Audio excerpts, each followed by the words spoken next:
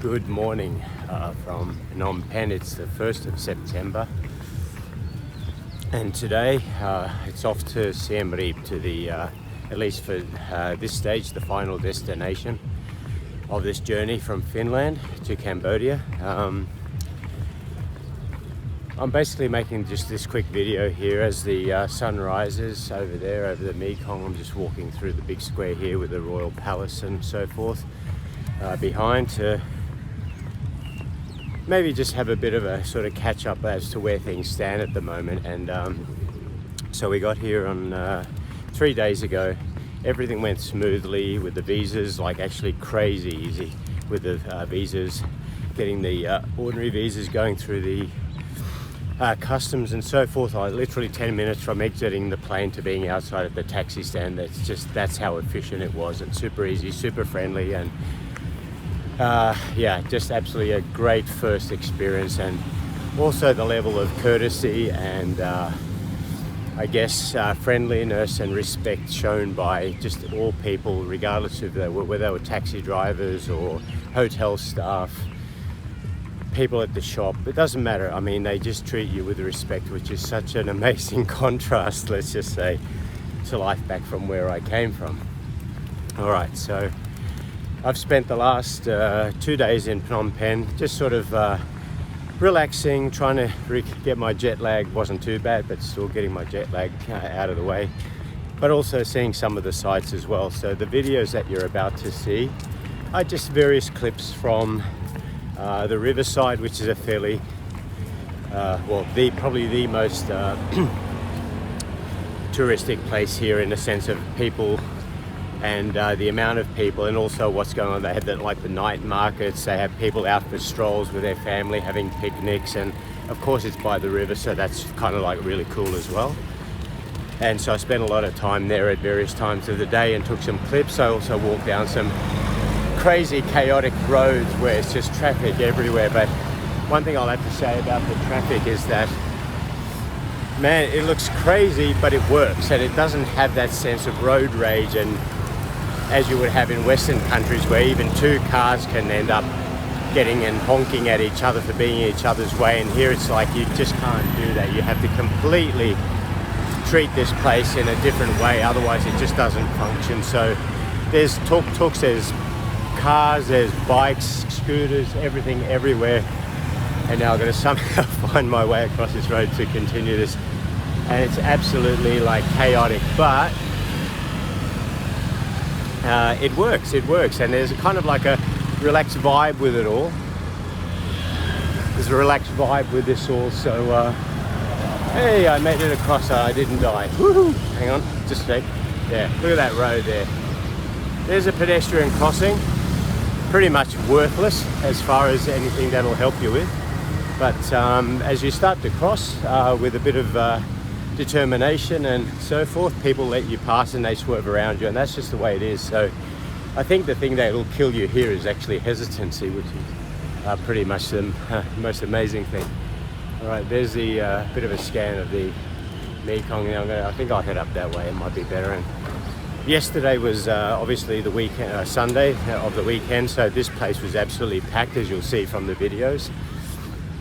So many people, and I stopped at one of the food stalls to have some barbecued squid, which was just amazing with the vegetables and the spices and everything. It was just like one of the best things I'd ever had as a street meal, or any meal for that matter.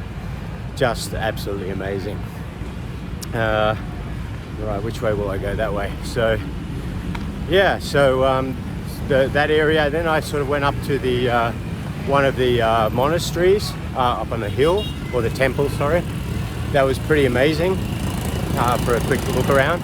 I'll definitely be coming back to Phnom Penh to do like a proper look around, and that includes the museums of the killing fields and the actual places where that real tragedy, I mean it's beyond tragedy, that occurred to the Khmer people.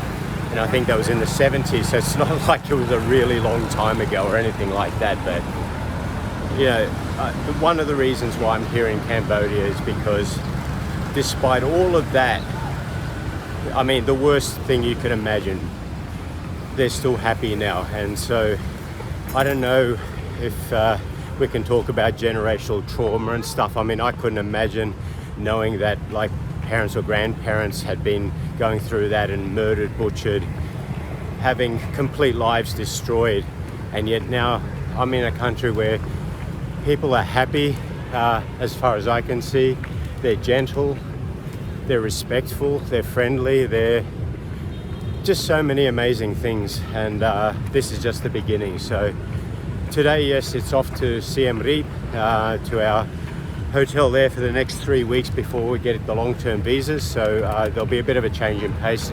No doubt Siem Reap's going to be a lot quieter than Phnom Penh is, but very much looking forward to settling down. I'm really not in a big city guy, not even a little bit, so I'm looking forward to some peace and quiet and just some proper rest and relaxation. I think I'll walk past there. They've actually got like a morning exercise class going, which is kind of cool. So you might be able to catch that as I walk past. So yeah, so why Cambodia? I mean, I think I might have mentioned that in one of my earlier videos, but safe to say I've had a gutful of the Western lifestyle and I need to get something more to my life. And when I mean more, I'm not talking about money, I'm talking about connection and culture. Get to learn how to relate to people better. I've got a lot of work to do on that aspect of things, certainly in my life.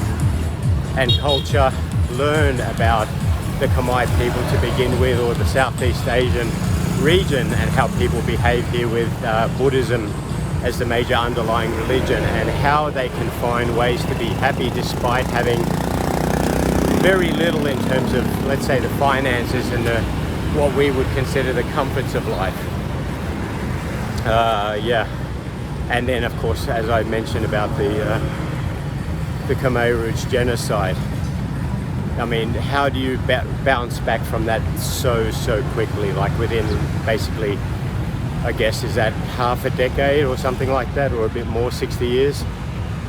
Just ridiculous. That's not that long ago. When people keep referring back to, you know, the Holocaust in Germany or Poland and around that area with the Jewish people, but you should see what the Khmer people have gone through, and still they bounce back and they're just living as best they can and just enjoying the fact that they just have an amazing place to live in. I mean, I've only been in the city, but the countryside is what I'm really looking forward to seeing going forward.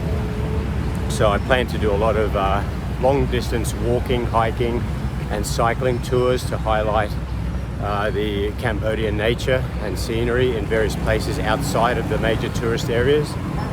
And in addition to that, I'll be, I guess, as they happen, like I don't have any particular set kind of plan or anything like that, but I do want to highlight this country, the people, the lifestyle, the cultures, the nature, everything. And we'll just see how that forms. All of my videos so far have been all to do with adventure travel, in the sense of like bicycle tours or walking tours or that kind of thing. And so now I'm sort of branching out to show you just other things, the cultural things, and that's something that I really haven't done hardly any at all of. And it's going to be a practice session for me as well to really learn how to do that better. But it's really a symbiotic process where I can show you some really cool stuff that hopefully will inspire you to also get out there and, you know, check out different parts of the world. And it could be here, it could be somewhere else, but just not to be afraid,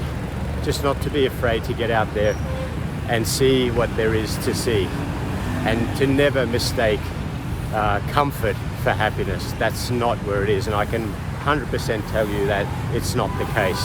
I've had all the comforts with which my professional work has provided me financially, and none of it really hit the spot truly as to what makes me happy. And I can say within 3 days of being here, I know I'm exactly in the right place where I need to be for this next stage of my learning process, my evolution to occur. So I hope you stay tuned onto this channel with what comes, and I apologize in advance for any raw content or crappy editing. I mean, that's not what I'm about. I'm not here to make super polished videos or anything of that nature. I'm here to make videos that just represent my own growth process, and if that, as a consequence of that, if that helps other people, then that's absolutely fantastic. But I'm not it. Look, I'll just say it 100%. I am not in this for the money.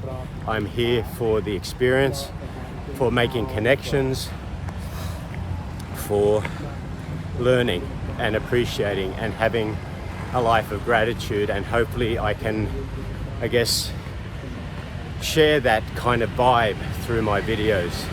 And that's what I'm about, okay? I still can do my professional work, and I still will, but that's not going to be on the cameras, not even a bit close. But the people who I work with, they can look at these videos and they can see that I actually walk the talk, as they say.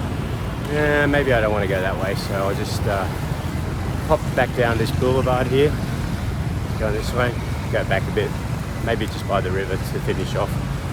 Some final words. What else? I don't think there's really much else to add. I mean, just enjoy the videos that follow me talking here now, and they're just a little bit of a snapshot of what I saw and experienced in Phnom Penh for the last 3 days. And I'm definitely going to be coming back here and doing way more videos in the future time, but this is just one of those extempore quick ones, just to give you a bit of a taste of what I'm experiencing right now. So thanks again, enjoy the videos, and I will catch you up on the other side then from Siem Reap. All right, all good, and I guess it's George out. Ciao.